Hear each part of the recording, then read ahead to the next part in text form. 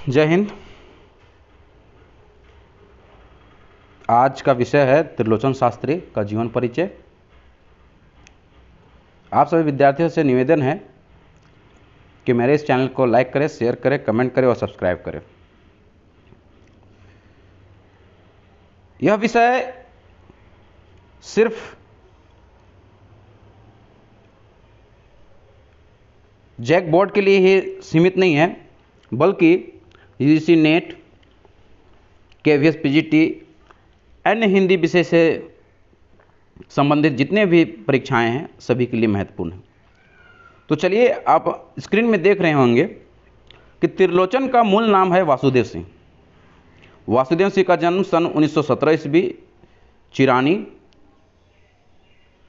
पट्टी जिला, सुल्तानपुर, उत्तर प्रदेश में हुआ था। इनकी प्रमुख रचनाओं की बात करें तो प्रमुख रचनाएं धरती, गुलाब और बुलबुल, दिंगत, ताप के ताए हुए दिन, शब्द, उस जनपद का कवि हूँ, अर्धान, तुम्हें सौंपता हूँ, चैती, अमोला, मेरा घर,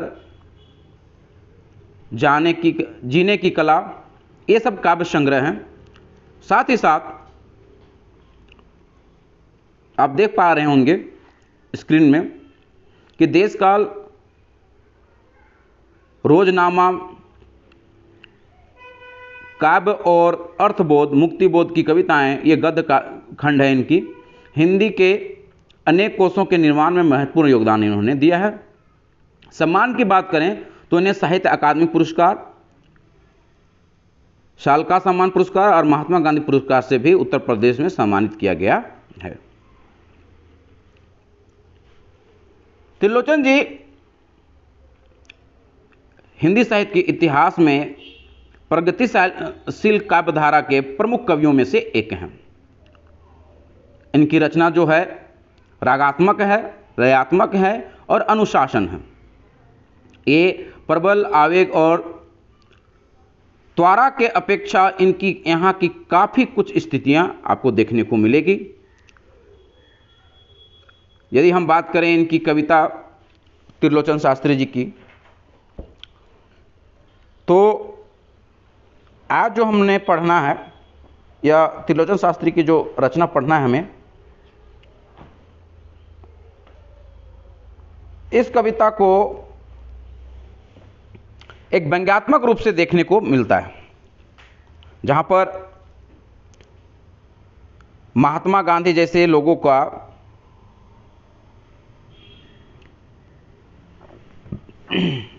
व्यंग्यात्मक रूप देखने को मिलता है। इनकी जो रचना है चंपा काले काले अक्षर नहीं चिंती, यह रचना धरती संग्रह से लिया गया है। धरती काव्य संग्रह जो है त्रिलोचन शास्त्री का एक महत्वपूर्ण काव्य संग्रह है और इसी पर आधारित यह रचना है। तो चलिए, आप लोग थोड़ा सा और विस्तार से देख लें कि त्रिलोचन शास्त्री किस प्रकार से अपने जीवन में अहम भूमिका रखते हैं हिंदी साहित्य के क्षेत्र पर। इस कविता में त्रिलोचन शास्त्री जी पढ़ने और नहीं पढ़ने पर व्यंग्यात्मक रूप देखने को मिलता है। जिस प्रकार से लोगों को पहले के समय में मानसिकता ये थी कि महिलाओं को पढ़ने की इजाज़त नहीं दी गई थी, लेकिन आज के संदर्भ में सभी को पढ़ना महत्वपूर्ण हो गया। इसी पर जो चंपा है कहती हैं, यदि ऐसा होता कि पढ़ने का सबको ज़रूरत होती तो महात्मा गांधी झूठ तो नहीं कहते। उन्होंने भी इन बातों को नहीं रखा है कि पढ़ना है या नहीं पढ़ना है, और अपने कवि भाई से कहते हैं कि तुम झूठ बोलते हो। इस प्रकार से एक कविता का अंत होता है। और जब कवि महोदय कहते हैं चंपा से कि चंपा पढ़ लो, पढ़ लिखना अच्छा बात है, लेकिन चंपा कहती नहीं, मैं नहीं पढ़ूंगी। बहुत साधारण ढंग से इस कविता को पेश किया गया है। चलिए कविता की ओर बढ़ते हैं। चंपा काले काले अक्षर नहीं चिंती, चंपा काले काले अक्षर नहीं चिंती, मैं जब पढ़ने लगता हूँ वह आ जाती है खड़ी खड़ी चुपचाप सुना करती है, उसे बड़ा अचरज होता है। यहाँ पर अचरज का अर्थ होता है आश्चर्यचकित। जब कवि महोदय पढ़ते हैं, देखिएगा, अचरज का अर्थ होता है आश्चर्यचकित। जब कवि महोदय पढ़ने बैठते हैं तब चंपा को लगता है कि ये क्या कर रहा है बैठ के, और उसे आश्चर्य होता है और वो सोचती है और कहती है कि इन काले चिन्हों से कैसे ये स्वर सब निकला करते हैं, और पूछती हैं कि इन काले काले अक्षरों से अलग अलग तरह के स्वर कैसे निकलते हैं, ये उतार चढ़ाव कहां से देखने को मिलता है। अब चंपा के बारे में कवि कहते हैं कि चंपा सुंदर की लड़की है, सुंदर ग्वाला है, गाय भैंस रखता है। चंपा चौपाइयों को लेकर चरवाहा करने जाती है। चंपा अच्छी है, चंचल है, नटखट भी है। और चंपा का यह पारिवारिक जीवन है, क्या क्या है आप देख सकते हैं। चंपा सुंदर की लड़की है और सुंदर ग्वाला है, और वो क्या करती है, चरवाहा के काम करती है, वो गाय चराने जाती है। चंपा अच्छी है, नटखट भी है, कभी कभी उद्यम करती है। अब कभी कह रहे हैं कि चंपा कभी कभी उद्यम करती है, कभी कभी वह कलम चुरा देती, जैसे तैसे उसे ढूंढकर जब लाता हूँ पाता हूँ अब कागज गायब है, परेशान हो जाता हूँ।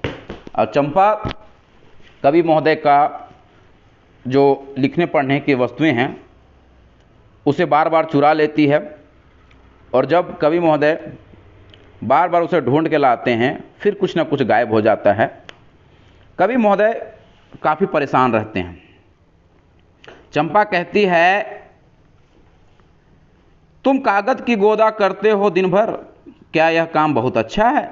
यह सुनकर मैं हंस देता हूँ, फिर चुपचाप हो जाती है। और जब चंपा पूछती है मुझसे कि तुम कागज के गोदना गोदते हो, पहले के समय में गोदना लोग समझते थे, लेकिन आज के संदर्भ में लोग गोदना का अर्थ नहीं समझते हैं। आज गोदना का तात्पर्य है टेटू, जो टेटू होते हैं उसी को गोदना कहते हैं। तो ये प्रश्न चंपा करती है कवि से। उस दिन चंपा आई, मैंने कहा कि चंपा तुम भी पढ़ लो, हारे गाढ़े काम सरेगा, गांधी बाबा की इच्छा है सब जन पढ़ना लिखना सीखें। मैं कहा कि चंपा पढ़ लो, जीवन में कुछ नहीं तो कम से कम पढ़ लिख लोगे तो कहीं ना कहीं काम आएगा। चंपा ने यह कहा कि मैं तो नहीं पढ़ूंगी। और चंपा सीधा सीधा मना कर देती है कि मैं पढ़ूंगी नहीं। तुम तो कहते थे गांधी बाबा अच्छे हैं, वे पढ़ने लिखने की कैसे बातें कहेंगे, मैं तो नहीं पढ़ूंगी। और यहाँ कवि को व्यंग्य रूप दिखाते हुए कहते हैं कि यदि ऐसा बात है, क्योंकि समाज में तो महिलाओं को पढ़ने की इजाज़त नहीं थी, आज गांधी बाबा कैसे पढ़ने लिखने की बात करेंगे, है ना? तुम झूठे हो, गांधी बाबा ऐसा नहीं कह सकते हैं। या तो गांधी बाबा अच्छे हैं बुरे हैं, या तो फिर तुम बुरे हो, क्योंकि समाज में हम लड़कियों को पढ़ने की इजाज़त नहीं है। मैंने कहा कि चंपा पढ़ लेना अच्छा है, ब्याह तुम्हारा होगा, तुम गौने जाओगे। देखिए गौने का अर्थ यहाँ पर साफ साफ देखिएगा कि गौने का अर्थ का क्या होता है। यहाँ पर गौना पहले के समय में छोटे उम्र में बच्चियों का विवाह होता था, उसके पश्चात उन्हें मायके में छोड़ दिया जाता था, और जब बड़ी हो जाती थी फिर उन्हें गौना करके उसे ससुराल भेज दिया जाता था। तो यहाँ पर कवि भी कह रहे हैं कि तुम्हारा गौना होगा, फिर तुम जब ससुराल चले जाओगे, कुछ दिन बालम संग साथ रह चल जाएंगे जब कलकत्ता, और तुम्हारे जो बालम है अर्थात पति जो हैं, बालम का अर्थ पति जो हैं, वो जब कुछ दिन के बाद रहकर जब कलकत्ता चले जाएंगे तो बड़ी दूर है वह कलकत्ता, कैसे उसे संदेशा दोगी?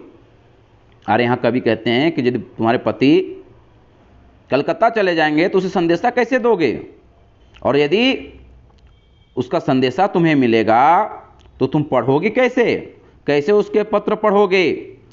चंपा पढ़ लेना अच्छा है, और कवि बार बार समझाते हैं कि चंपा पढ़ लेना अच्छा है। तो देखिए अंतिम चार पंक्ति बहुत ही मार्मिक है। चंपा कहती हैं, तुम कितने झूठे हो, देखा हाय राम, तुम पढ़ लिख कर इतने झूठे हो, मैं तो ब्याह नहीं करूंगी। और चंपा सीधा सीधा कहती है मैं ब्याह नहीं करूंगी।